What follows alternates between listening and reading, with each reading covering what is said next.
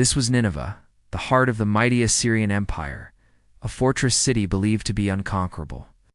For centuries, it stood as a symbol of absolute power, its walls echoing with the triumphant marches of its armies and the laments of its captives. But in 612 BC, the world held its breath as the impossible began to unfold. The whispers of rebellion had grown into a roar. The Medes, the Babylonians, the Scythians peoples who had long suffered under the Assyrian yoke banded together. Their shared thirst for vengeance forged a powerful coalition, an army united by a single purpose: to topple the giant. They marched on Nineveh, their forces stretching across the plains like a great flood, ready to wash away the sins of an empire. The siege was a brutal, relentless affair.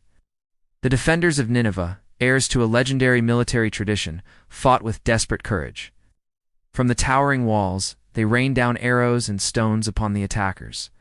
The air was thick with the dust of battle, the clash of bronze, and the cries of the dying. But the coalition's resolve was unbreakable. Day after day, they battered the defenses, their siege engines pounding against the legendary ramparts. Then came the turning point. Legend tells us that the heavens themselves seemed to conspire against Nineveh. Unusually heavy rains caused the Tigris River to swell, its powerful currents undermining a section of the city's massive walls. The breach was a fatal wound. The coalition forces poured into the city like a torrent of destruction.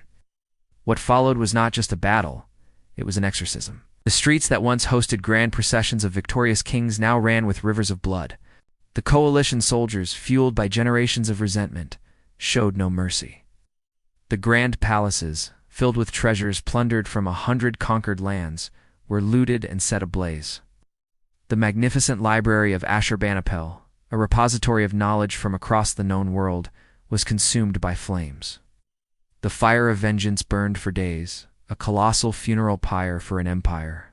The smoke blotted out the sun, and the heat was so intense it turned clay tablets to hardened brick, ironically preserving the very records of the civilization it was destroying. When the flames finally died down, Nineveh was a smoldering ruin. The nerve center of the world's greatest empire had been utterly annihilated, wiped from the face of the earth so completely that its location was lost to history for over 2 millennia.